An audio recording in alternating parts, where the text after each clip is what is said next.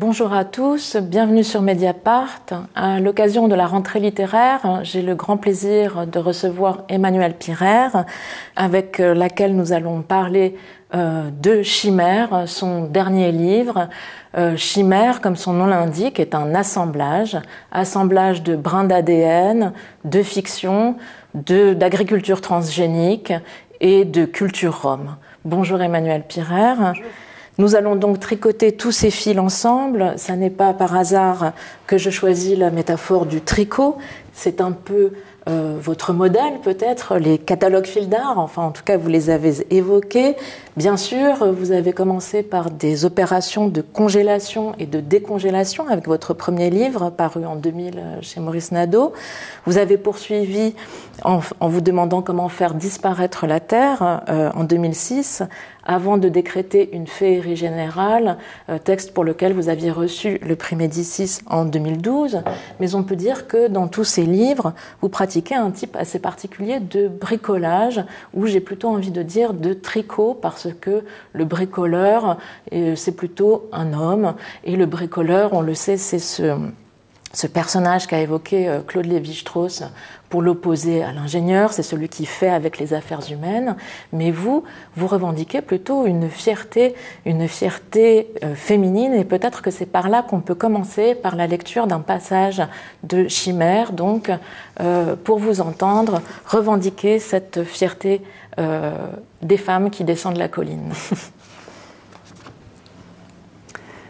Comme disait Lévi-Strauss, il se trouve que dans les sociétés humaines, ce sont les hommes qui échangent les femmes et non l'inverse. Il faudra pourtant se faire à la nouvelle donne. Il se trouve que nous, les femmes, débarquons à présent sur la scène, le poing levé, les Brigitte, les Wendy, les Ingrid et les Batoul.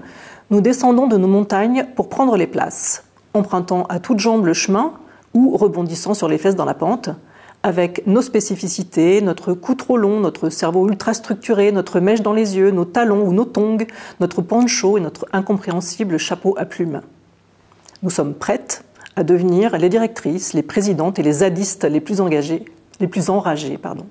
nous pliant pour entrer dans les catégories anciennes, ou alors, chacune son style, nous en foutant éperdument. Donc dévidons la pelote de Chimère, pour continuer donc dans la métaphore.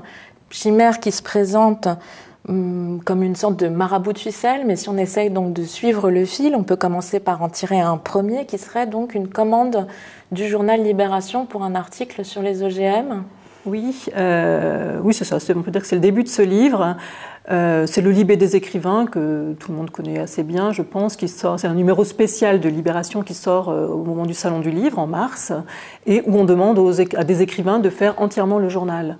Donc les écrivains ne sont pas des spécialistes des sujets dont ils vont traiter, et c'est ce qui me paraît intéressant justement, c'est de traiter de sujets dont on n'est pas particulièrement spécialiste pour apporter un autre regard sur la question.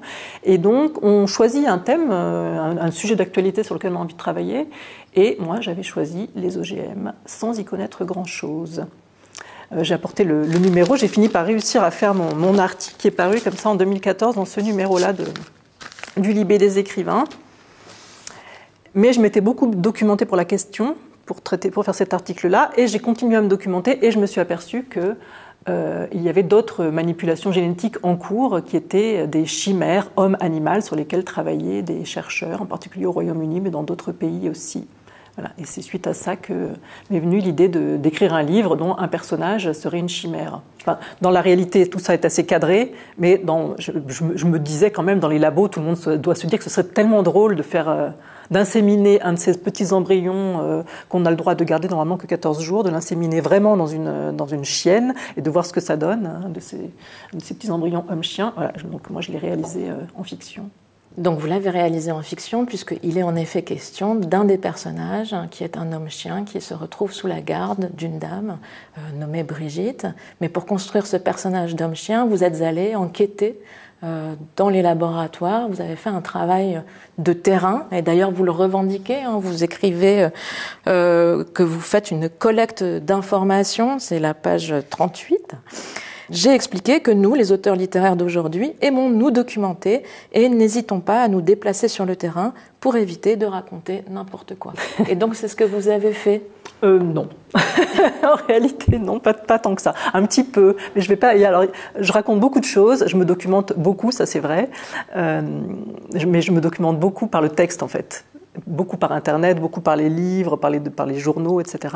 Et je me suis documentée pour certaines choses vraiment dans la réalité, mais pas pour toutes. Alors, je ne vais pas dire lesquelles exactement, mais... Mais pourtant, quand on va sur votre site, on voit que vous avez conduit, en effet, des entretiens avec des biologistes, avec des spécialistes. Oui, c'est vrai. On nourrit votre réflexion. Oui. Donc j'ai rencontré quelques personnes. Il y a des choses que je suis allée au Parlement européen, par exemple. Mais je suis pas allée au Royaume-Uni. J'ai vu regarder des documentaires dans lesquels j'ai vu ces fameux incubateurs. Voilà. Donc il y a des choses qui sont vraies, des choses qui sont fausses. Et c'est ce qui me plaît en fait, c'est qu'on ancre les choses. Par exemple, on ancre les choses dans le réel. On peut avoir le vrai maïs OGM. Voilà, on l'a vraiment. Et puis ensuite, à partir de cet ancrage qui nous convainc vraiment que la réalité est là, on peut bâtir la fiction qui est en feuillage au-dessus, quoi. Voilà. C'est ça mon... Et le fait qu'on ait des éléments vraiment réels, en fait, fait que je trouve que l'imaginaire est plus efficace, en fait, pour transformer ensuite le réel tel qu'il existe. Mais parce qu'on peut aussi lire votre livre comme, au fond, pas si loin des fictions qui s'écrivaient au XVIIe siècle, qui proposaient un moment de vulgarisation scientifique, en discutant avec une belle comtesse, en se promenant et en regardant le ciel étoilé, on prend des petits cours d'astronomie. Et votre livre propose aussi des éléments informés sur l'état de la recherche, sur les manipulations génétiques, donc aussi bien sur le maïs OGM que sur donc, ces chimères. Vous poussez simplement un peu plus loin la logique du réel, c'est ça? Oui, en fait, je me documente, c'est vrai, de façon assez réelle, sur beaucoup de sujets et des sujets transversaux. En fait, j'aime bien qu'en littérature, on puisse parler de tout un tas de choses très différentes. En fait, le livre est peut-être secrètement dédié à Bruno Latour, qui, dans le début de Nous n'avons jamais été modernes, explique que dans n'importe quel journal qu'on prend, il ouvre son journal et il dit dans tous les articles, on me parle de sujets qui recoupent tout un tas de spécialités différentes, de l'économie, du fait divers, de la religion, du droit, voilà, etc., de la science. Et alors que quand on invite un spécialiste à parler d'un sujet, il n'est spécialiste que d'une toute petite tranche de savoir. Donc il faudrait pouvoir penser les choses de manière plus générale pour se sortir des petits problèmes qu'on a en ce moment dans le monde. Et voilà, donc ça c'est une chose pour la recherche. Et puis il dit la seule chose reposante dans ce journal finalement c'est la page littérature, parce qu'en littérature on sait toujours je t'aime moi non plus et tout va bien. Voilà. Et je me dis quand même en littérature on peut parler du reste du monde et puis tisser des fictions avec de la religion, de la science, de l'économie, du droit, etc., comme il le propose pour la recherche. Donc c'est ça que j'essaie de faire. Du coup, à propos, vous parliez tout à l'heure de tricot, et je pense que je dirais plutôt tissage. Oui, tissage. On pourrait se faire une petite robe en tissage de fiction. Parce qu'en tricot, j'ai un peu tricoté quand j'étais adolescente, et on a un seul brin en général, tandis qu'en tissage, on peut justement avoir des brins très très divers et faire un dessin avec. Ça serait peut-être plutôt ça. D'accord. L'étymologie de texte, le tissage, de fait.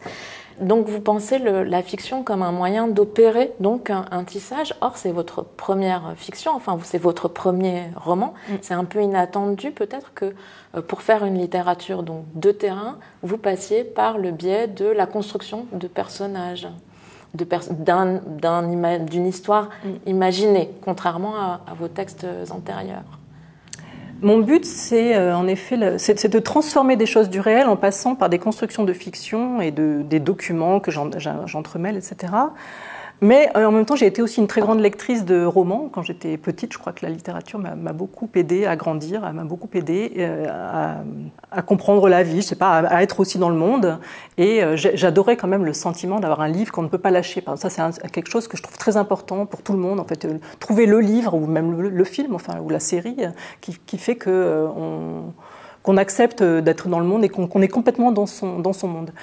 Et donc cette expérience-là, j'avais envie de pouvoir la retrouver comme auteur, et j'ai mis longtemps à trouver comment faire de la fiction j'ai exploré beaucoup de choses. Et chaque fois que j'écris un livre, en fait, je rajoute une couche de quelque chose que je ne savais pas encore faire. Voilà. Et cette fois, pour ce livre-là, c'est la couche de fiction qui fait que je voulais que même s'il y a toutes les couches que j'ai construites auparavant dans les autres livres, la documentation, le fait de dire je, etc., tout ça reste, mais je voulais quand même aussi qu'on puisse se laisser prendre dans ce tissage, voilà, sans se dire que c'est complètement expérimental, mais avec une intrigue qui nous conduit, qu'on a envie de continuer à lire la nuit. Voilà. Et de fait, je me disais que si on devait essayer de ranger votre livre dans un rayonnage de bibliothèque bien classé selon le nouveau classement qu'on utilise aujourd'hui dans les bibliothèques, ce qui est complètement impossible, mais c'est pour ça que c'est bien d'essayer de le faire. Alors, bien sûr, on pourrait ranger votre livre dans la catégorie de la vulgarisation scientifique, on en a parlé, mais on pourrait aussi le ranger dans la catégorie littérature fantastique. Et là, le fil est en effet très, très tiré, très tendu. Le suspense est là, puisqu'on a affaire à cette créature inquiétante ou parfois aussi familière, mi-homme, mi-chien, qui vit auprès d'une jeune femme en France. À Saint-Quentin en Yvelines, dans une ville nouvelle. Ça m'intéressait que ce soit une ville nouvelle, mais enfin, c'est aussi une ville assez simple, enfin, dans laquelle j'ai eu l'occasion de passer quelques temps pour préparer le livre. En fait, ça pourrait être de l'anticipation, puisqu'il y a cet homme-chien qui n'existe pas, mais je l'ai placé en 2017, donc c'est plutôt dans le passé, pour d'autres raisons, parce que je voulais aussi qu'il y ait un événement qui se passe pour les 60 ans du traité de Rome, donc 57-2017, voilà. Mais aussi parce que ça me plaît beaucoup qu'un phénomène comme ça, qui paraît être un phénomène à venir, quoique c'est de plus en plus réel, tout ça, puisse être complètement dans notre présent. Donc 2017, j'écrivais en 2017, donc c'était vraiment le présent de l'écriture. Et qui est les sentiments dans lesquels on évolue, les petites choses qui nous intéressent, les petites choses psychologiques, etc. Et que cette chose scientifique, technique, nouvelle, puisse s'insérer là-dedans et qu'on voit ce que ça donne, en fait. Mais de même que quand on a un nouveau smartphone, l'expérience change, et bien là, c'est une sorte de smartphone qui est un homme-chien, quoi. C'est un peu plus intime comme expérience, mais quoi que le smartphone est aussi assez intime. Oui, c'est un peu plus effrayant. Moi, je me disais qu'à certains égards, du coup, votre livre ressemblait peut-être un peu à ce que lisent les enfants de la narratrice, qui lisaient beaucoup, donc écrivez-vous, conformément aux recommandations de l'UNESCO et du ministre des Écoles. Mais il ne fallait pas y regarder trop près, car si on affinait un peu et prenait la peine de vérifier ce qu'ils lisaient, on voyait sur les couvertures de leurs ouvrages du feu, du noir, du sang, des cendres. Comme je l'avais craint, mes adorables lecteurs avaient en main, du plus petit au plus grand, des livres d'horreur. C'est aussi un livre d'horreur, Chimère ? C'est un livre d'horreur, oui, en quelque sorte. Mais alors, j'ai apporté là, ce livre de la collection Chair de poule, là, que lisait ma fille à ce moment-là quand je commençais à écrire, Alerte aux chiens. Chevelure envahissante, c'est un petit garçon dont les bras se recouvrent sans arrêt de poils de chien, et c'est assez embêtant pour lui. Il est horrifié toujours par son visage. Il l'a interrogé au collège et tout d'un coup son visage se recouvre de tout un tas de poils de chien. Donc je me disais, mais pourquoi est-ce que tu lis ça ? Et en même temps je me disais, voilà, cette expérience, elle me disait, mais j'adore. Donc je me disais, voilà, c'est l'expérience de lectrice qui trouve vraiment quelque chose qui répond à ce qu'elle ressent intérieurement. Donc ça m'intéressait. Et puis, c'est à ce moment-là que j'ai entendu parler justement de ces chimères homme-animal, homme-chien qu'on créait. Et je me suis dit, en fait, le loup-garou, ça fait longtemps qu'il existe. Les chimères, ça fait longtemps qu'elles existent dans l'imaginaire de l'humanité. Et pour la première fois, en fait, il y a un basculement qui est qu'on peut les créer. Alors, à l'époque où j'ai commencé à écrire, vers 2014, où j'ai commencé à m'y intéresser, c'était très limité. À 14 jours, on disait vraiment, on ne va pas faire de monstres, il y a des remparts, la loi est très nette avec ça, etc. Et puis, cet été 2019, j'ai reçu plein de messages de gens qui savaient que j'avais écrit Chimère et qui m'envoyaient des messages concernant une info qui est parue cet été, qui était qu'au Japon, un chercheur qui a travaillé aussi aux États-Unis, en Californie, qui s'appelle Nakoshi, a créé des chimères homme-animal en inséminant, c'est-à-dire comme je l'ai imaginé dans Chimère, ces embryons, les laissant grandir plus longtemps, les inséminant pour obtenir l'animal. Donc il y a toujours des visées thérapeutiques, enfin des raisons, parce qu'on travaille sur les cellules souches, parce qu'on veut expérimenter des choses pour guérir des maladies, parce qu'on veut créer des reins, des organes dans un port, par exemple, et qui aurait tout un tas d'avantages par rapport aux très très longues files d'attente qu'il y a pour obtenir des organes humains. Voilà. Donc il y a toujours des raisons qui sont données, qui ont des raisons thérapeutiques en général. Mais quand même, c'est un basculement de ce que c'est que l'humain et l'animal qui est tellement immense que c'est vraiment incroyable de pas y réfléchir. Et vous disiez l'horreur, et je réfléchis en fait sur le fait que personne ne m'a dit « Ah, des chimères, c'est génial !» Tout le monde m'a dit « Mais quelle horreur, quelle horreur !» J'ai entendu que ça, en fait, à propos de cette information. D'où un autre pan du livre qui est « Est-ce que les citoyens ne devraient pas être amenés à réfléchir sur les avancées, les changements qui se font en sciences et en technique, en fait ?» Alors, c'est justement là que je voulais en venir, parce que je me disais qu'un autre endroit où on pourrait ranger votre livre, ce serait dans celui des utopies politiques. Parce qu'il y a quand même un certain nombre d'utopies dans Chimère. Alors, il y a celle qui est déjà en partie une réalité, c'est ça, de ces consultations citoyennes qui se forment, conforment sur des sujets un peu techniques pour qu'ils puissent ensuite donner leur avis. Ça existe vraiment, oui, ça? Oui, ça existe. Donc en ce moment, on parle de grands débats, de consultations, etc. Alors les conventions citoyennes, c'est un petit peu... Enfin, disons que c'est particulier parce qu'il y a un protocole à suivre pour que ça marche, en fait. On ne peut pas faire n'importe quoi. Ce sont les Danois qui les ont inventés et il y a des chercheurs qui, depuis les années 70-80, réfléchissent à des protocoles assez précis pour que quand on consulte des kidam sur des sujets assez techniques, ça donne un résultat qui soit intéressant et souhaitable, quoi. Donc, il y a des règles à suivre, surtout... former les gens, c'est-à-dire qu'on ne leur demande pas leur opinion comme ça a priori, on leur donne des avis contradictoires sur la question. Et puis, par ailleurs, il faut aussi que, pour qu'ils se prennent au jeu et qu'ils donnent vraiment des réponses intéressantes, il faut que les élus acceptent de suivre leurs recommandations une fois qu'ils les auront données.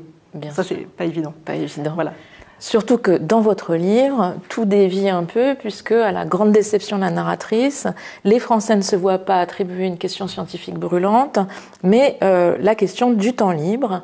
Et du coup, ce petit groupe va défendre avec une grande constance et application une utopie, celle de ne rien faire. Moi, je trouvais très drôle pour la fiction d'imaginer ces groupes de citoyens. En fait, j'ai entendu Jacques Testard qui défend donc ces conventions de citoyens en France depuis longtemps, qui essaie de faire en sorte que ça ait lieu.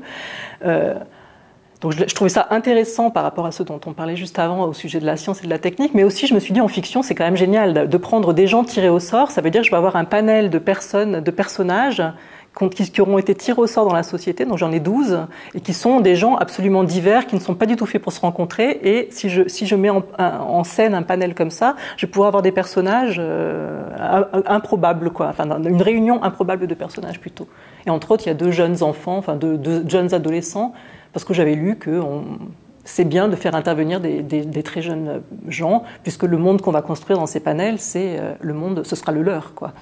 Oui, bien sûr, mais dans ce panel, il y a aussi une jeune citoyenne, enfin une jeune femme, rome, qui, et là c'est peut-être encore une autre utopie, c'est une Rome qui croit que le traité de Rome, ça s'écrit RROM, et qui incarne, dites-vous, au fond, l'utopie européenne, parce que les Roms, c'est ce peuple sans frontières qui peut traverser et vivre un peu partout. Donc, oui, j'aime bien toujours l'idée, depuis plusieurs livres, alors je ne sais pas très bien d'où me vient ce sentiment, que j'aime cette idée, mais que les peuples ou les personnes laissées pour compte dans la société puissent avoir en elles une vérité. Les gens les plus qu'on laisse vraiment de côté puissent porter quelque chose qui pourrait être en fait le modèle, que la situation puisse se retourner. Et donc j'avais beaucoup lu des choses sur les Indiens Ténèques, des Indiens mexicains, pour qui tout va mal, qui construisent leur civilisation là-dessus, sur le fait qu'ils ratent tout. Donc j'avais travaillé sur des livres d'anthropologie pour un précédent livre, et là, je suis tombée en fait en réfléchissant, en lisant sur l'Europe, sur le fait que les Roms, les Tziganes, les Manouches étaient les vrais citoyens européens, comme je le disais, parce qu'ils vivent sans frontières, et qu'en plus, ils aimeraient bien nous aider, nous les gadgets, C'est ça. À devenir meilleur, en fait. Parce qu'il y a eu aussi le revirement religieux des populations manouches, en France en particulier, qui sont devenues évangéliques dans la deuxième moitié du XXe siècle. Et donc, il y a une idée messianique que le Christ va revenir, qui ferait peut-être améliorer un peu la situation pour le moment où il va arriver. Et que donc, on pourrait faire un peu de prosélytisme, même auprès des gadgets, et les aider à devenir meilleurs. C'est-à-dire, grâce à ce personnage, donc on a une inversion du regard et nous apprenons que nous sommes les paysans. Les paysans.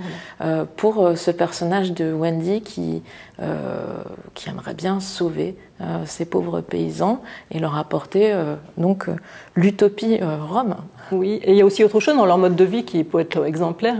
Et c'est la même chose avec la paresse, en fait, c'est la décroissance, en fait. C'est le fait de vivre avec très peu de choses, d'être extrêmement économe. Voilà, et mes Français à qui on dit de réfléchir sur le temps libre, au début, ils sont un petit peu vexés en se disant un grand pays comme la France, on ferait mieux de réfléchir au nucléaire, aux nanotechnologies, ou aux intelligences artificielles. Et donc, ils sont un petit peu vexés qu'on leur ait attribué le sujet temps libre. Et puis, finalement, ils se disent, mais on va peut-être essayer d'en faire quelque chose de grand. Et puis, finalement, cette idée de la paresse ou du farniente ou du fait de décroître dans l'activité, c'est peut-être un grand projet d'avenir sur lequel on devrait se pencher. Alors justement, votre livre, on voit bien, donc nous, différents brins, propose différentes utopies et en même temps construit une fiction, mais semble tendu vers le réel, vers des applications pratiques. Et à cet égard, je me disais que peut-être un des modèles que vous convoquez d'ailleurs dans votre texte, de votre littérature, c'est le fameux kit Cypher de l'artiste brésilien Eduardo Kac. Donc, c'est un kit qu'un artiste a fait réaliser à partir d'une séquence ADN composée à partir d'un poème, c'est ça ?